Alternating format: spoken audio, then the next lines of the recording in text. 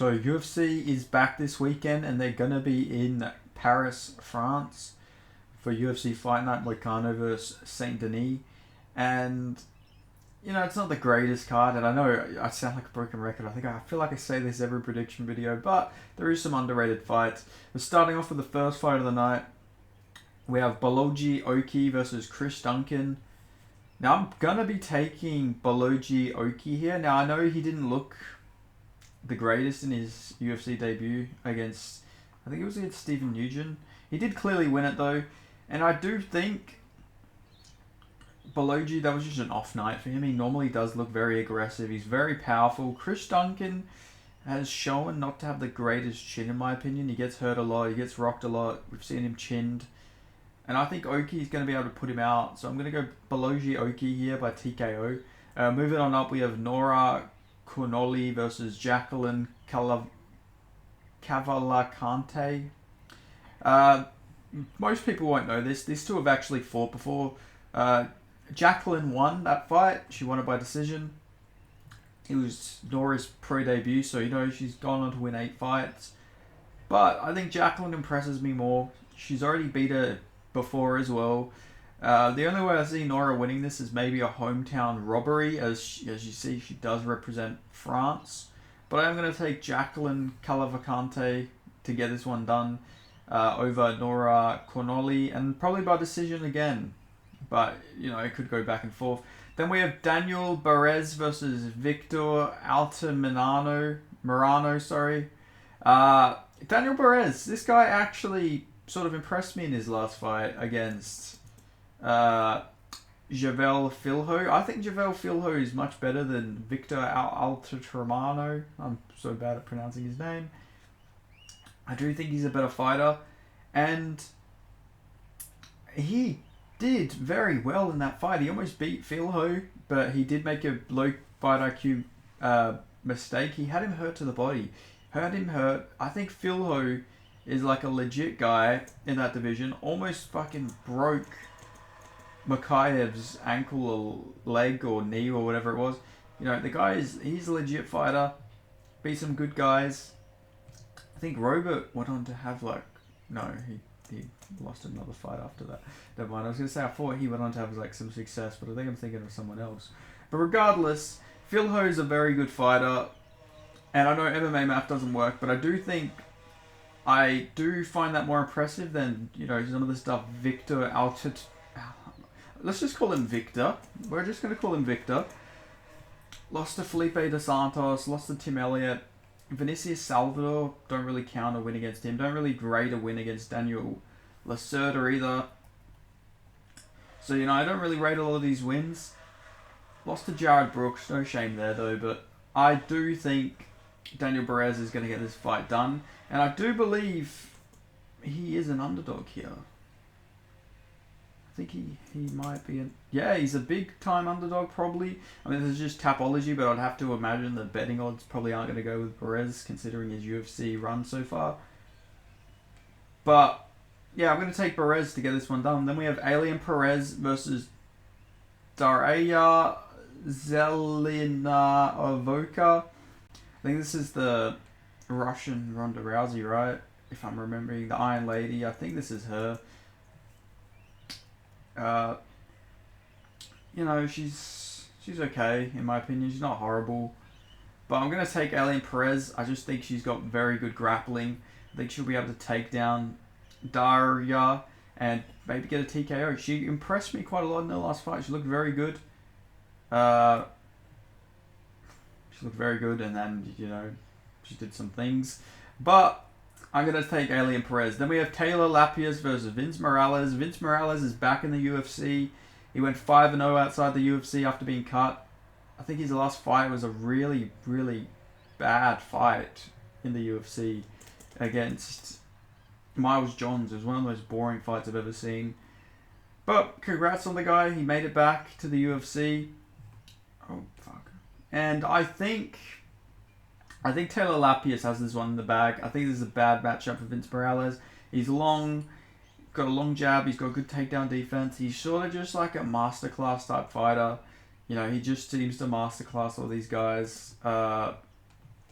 Yeah, really, really good guy. Obviously, he lost to Farad Basharat, but there's no shame at all in losing to Farad Basharat. Farad Basharat is a legit guy. Beat Colin Loughran. Beat Wilson Reyes. He beat Nate Menez. He's beat a lot of UFC guys who were in the UFC or former UFC fighters. I think he should get this one done over Vince Morales. So I'm going to take Taylor Lapierre by decision to get this one done. Then we have Ludovic Klein versus Roosevelt Roberts, sorry. I mean, this just isn't competitive, is it, Ludovic Klein's going to knock Roosevelt Roberts out. I think I am very confident in that. I really do think Ludovic Klein is going to beat the shit out of him. This is no disrespect to Roosevelt, but, I just don't think he's UFC level. I know he has been in the UFC before. He came back, he did lose to Mateus Rebecki, lost to Austin Hubbard in a real back and forth fight. Wheel kick KO'd. Kevin Kroom subbed him as well, but it got overturned. Jim Miller subbed him. Beat Brock Weaver, but who hasn't beat Brock Weaver? Vince Pichel beat him. He's not that great in my opinion. I do think Ludovic Klein will be able to knock him out.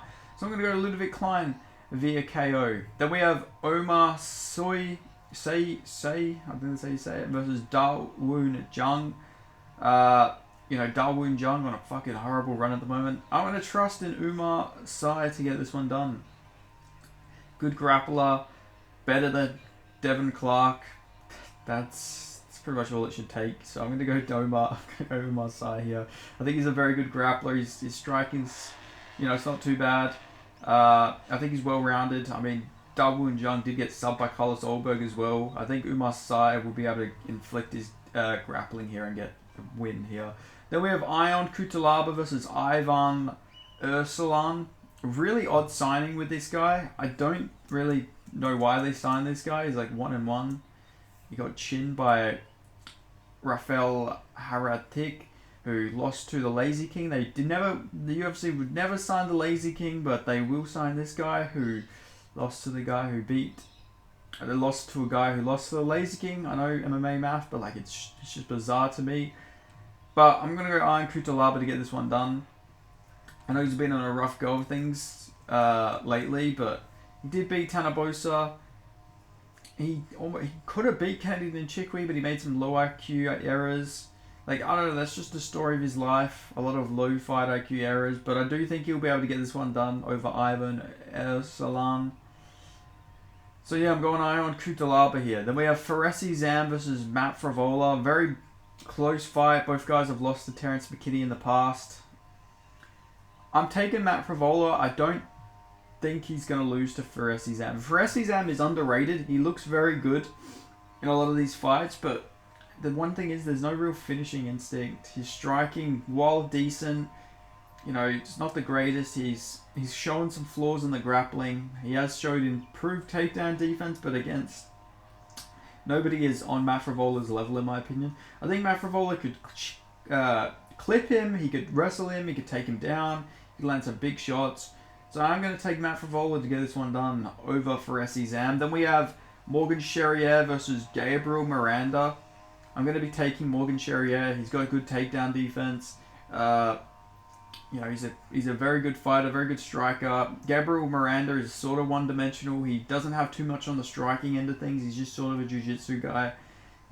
His grappling, his takedowns aren't the best either. He has looked decent, but against Shane Young, who's not UFC level, respectfully. So I'm gonna take Morgan Charrier to get this one done. Then we have Kevin Doucette versus Brian Battle.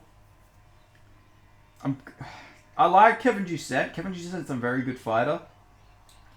But I do like Brian Battle in this fight. I just think he can kick from range very well here. He'll be able to land a lot on Kevin Doucette. Kevin Doucette has tall man defense. I think Brian Battle will be able to exploit that. Now, Kevin Doucette, a lot of people think he's just a striker. He is a judoka. He's got very good, strong hips. He does do a lot of hip tosses. He was won a bunch of judoka tournaments. And he does a very good striking as well, being out of CKB. But I am going to take Brian Battle, probably by decision, because Kevin Doucette has a granite chin. But I do think Brian Battle will just do a bit more, probably get some takedowns as well. mix everything up, and then eventually get his hand raised. So I'm going to go Brian Battle. Then we have William Gomez versus Joe Anderson Brito. I don't think this is a fight that really needs to happen. I'm going to take Joe Anderson Brito. I think he is clearly earned a featherweight ranking, or at least a ranked opponent. But they're giving him William Gomez. Odd to me. William Gomez hasn't looked like extraordinary in my opinion. He was going to fight Gene Silver. Holy shit. I think I picked him against Gene Silver. That would have fucking aged really badly. Gene Silver's a monster. But, Yanis Gamori in a weird stoppage. Francis Marshall in a fight that was very competitive. Jano Aarons. These aren't wins that are really sticking out for me, in my opinion. Now, his 2 losses are very, very elite talent. Well, not elite, but, good talent. Morgan Charrier. Saladin Panassi, he's also a very good fighter out of France, 19-2. Only one of those losses was that fucking welterweight when he fights at, I think, bantam, featherweight, lightweight. Maybe not bantam, but featherweight for sure. He's just a madman. But I think Joe Anderson Brito is just much better. He's powerful. He's got good jiu-jitsu, good subs. The guy beat Diego Lopez. I break that win. He did beat him. Unlike Nate Richardson, who shouldn't have beat Diego Lopez. Joe Anderson Brito did beat Diego Lopez. He's a very good fighter. He's on a good run. He's powerful. I think he's going to get this one done. Then we have Nasruddin Imavov versus Brendan Allen. Now, I am actually going to take Brendan Allen in here. I think a lot of people are probably going to go with Nasruddin Imavov. Yeah, a lot of people are going with Imavov. I'm taking Brendan Allen. The thing about Nasruddin Imavov, he's a very good striker. His gas tank is a bit sus. Now, this is a free rounder that does benefit him. But his takedown defense isn't the greatest. His clinch is very weak. He is very weak in the clinch. I think Brendan Allen, if he's smart, he's going to mix in that clinch, maybe knee to the body a bit, try and do some trips. And eventually, I think he's going to be able to get the back of Nasruddin Imavov and sub him. I really do. I'm trusting in Brendan Allen to get this one done via submission, in my opinion. I could see a decision. Brendan Allen's got decent enough striking where he can mix, he can land a few kicks here and there, then eventually shoot. But I am going to take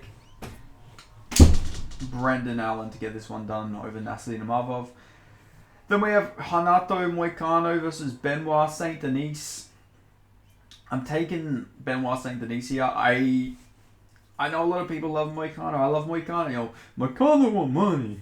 Moicano come for money. MMA guru, you fat motherfucker. He's saying all that shit. Or he's saying I'm going to go home. I'm going to put a baby in my wife.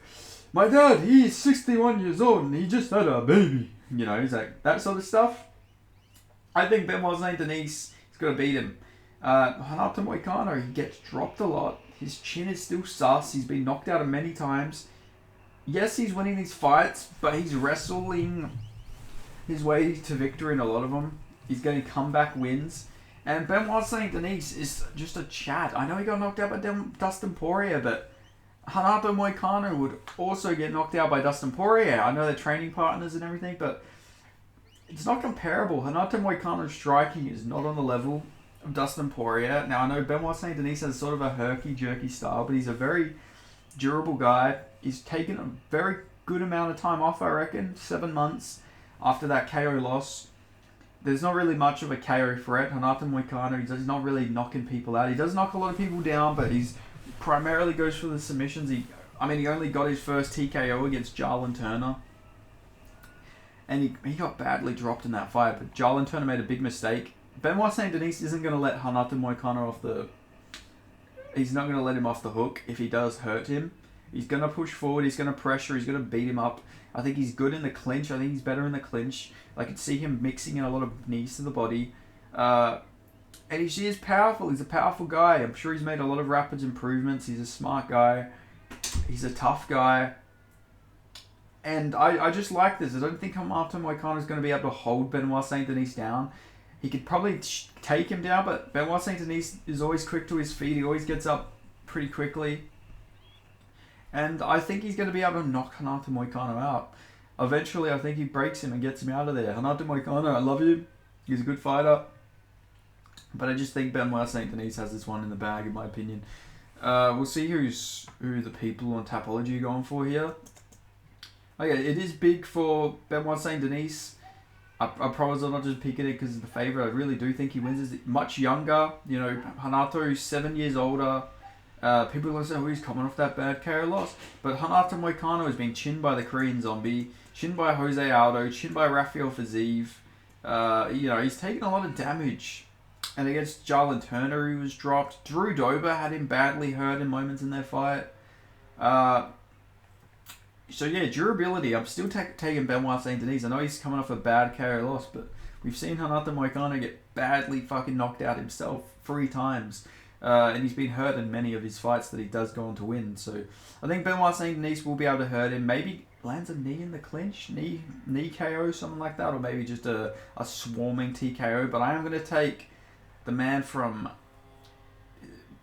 Bayonne, France. I'm going to take Benoit Saint-Denis to get this one done over Renato Moicano. But let me know you guys. Let me know who you guys are picking in this fight between Renato Moicano and Benoit Saint-Denis, and let me know your picks overall. I did really, really well on the last card for predictions. I have to flex it a little bit. I did very well for myself. I might have mentioned it actually in the recap video, but I did very well for picks. I got a lot good at underdogs. So let's hope I can continue this streak. I'm not too confident in this card, I'm not going to lie. There's some weird fights, like the Ion fight. I'm not sure who's going to win that, but I think Benoit Saint-Denis is going to get this one down. But let me know who you guys have, and I'll see you guys next time. Make sure you like, comment, subscribe, share the video. I'll see you guys next time. Appreciate it all. Peace.